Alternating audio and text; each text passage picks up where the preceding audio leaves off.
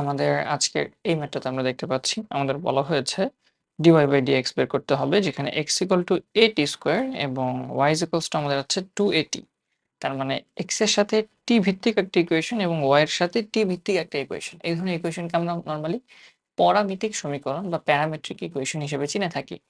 তাহলে আমাদের তো dy/dx বের করতে হবে। তাহলে ইকুয়েশনে অবশ্যই y এবং x থাকা উচিত। অন্য কোনো ভ্যারিয়েবল না, বাট t আছে।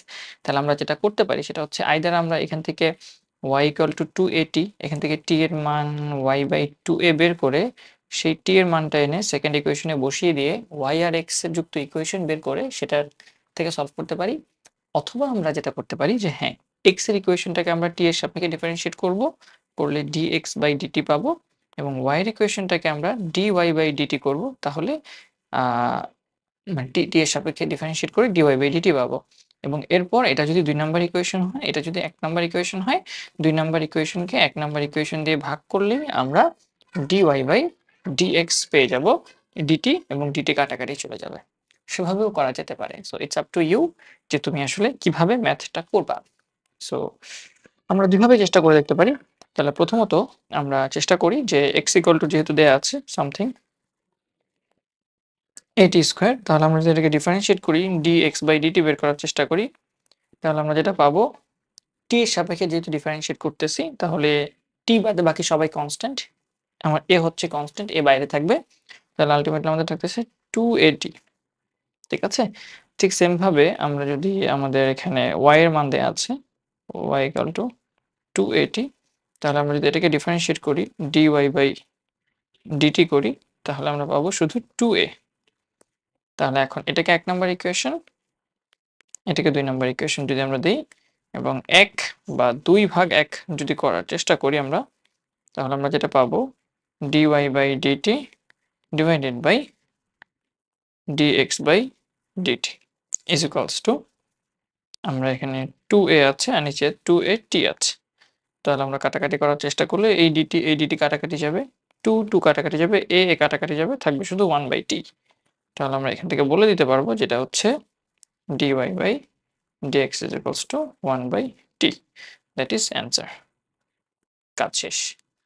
অথবা আমরা আরেকটা যেটা কাজ করতে পারতাম সেটা হচ্ছে আমরা 2 নাম্বার থেকে সাপোজ y = 2at আছে, এখান থেকে আমরা t এর মানটা বের করে ফেলি y/2a। তারপর সেই t এর মানটা 1 নাম্বার ইকুয়েশনে যদি আমরা বসাই, সাপোজ এখন 1 নাম্বার ইকুয়েশনে যদি আমরা বসাই, suppose now x = at², right? So y/2a whole square. তাহলে এখানে কত আসবে? ay² divided by 4a²। তাহলে আমাদের একটা a কাটাকাটি যাবে। তাহলে আমাদের আলটিমেটলি থাকতেছে কত এখানে? y²/4a। সো এটাকে যদি আমরা একটা সিঙ্গেল লাইনে নিয়ে আসি, y² = 4ax। ঠিক আছে? আমার এখান থেকে একটু কেটে গেছে। সো কেটে গেছে যেহেতু আমি এটাকে সাইড করে আনা যায় কিনা একটু দেখানোর চেষ্টা করি। সাইড করে। ঠিক আছে? ওকে? সো আমরা কাটাকাটি করে y² = 4ax পাইছি। এখন এটাকে ডিফারেনশিয়েট করব আমরা। সো তুমি শুধু y = √4ax দিয়েও করতে পারো। যে y হচ্ছে আমার 2√a * √x। ঠিক আছে? তাহলে সুতরাং dy/dx যদি আমরা করার চেষ্টা করি, তাহলে আমরা কি পাচ্ছি খেয়াল করি। আমরা পাবো হচ্ছে এখান থেকে dy/dx তো। সো dy/dx এর মান কত আসতেছে? 2a কনস্ট্যান্ট আমার, 2√a কনস্ট্যান্ট, √x আর শুধু x কে ডিফারেনশিয়েট করলে হয় 1/2√x, রাইট? সো আলটিমেটলি এই 2 কাটাকাটি যাচ্ছে। তাহলে আমাদের থাকতেছে √a/x। সো √a/x আমাদের এখানে থাকতেছে কত? √a/x। আর √a/x কে কিছু লেখা যায়? খেয়াল করে দেখো, আমাদের যেহেতু দেয়া আছে x = এখানে আরেকটা গিভেন কি ছিল? x = at²।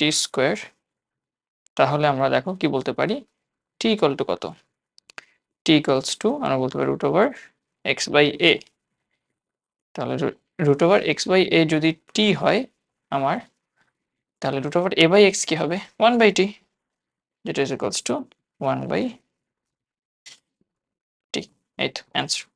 তাহলে আমরা এভাবেও কিন্তু সেম অ্যান্সারই পেয়েছি। ঠিক আছে? 1/t এবং এখানেও আমরা পেয়েছি 1/t। সো তোমার যেটা ইচ্ছা তুমি যেকোনো একটা উত্তর হিসেবে দিতে পারো। It's up to you. I guess তোমরা উত্তরটা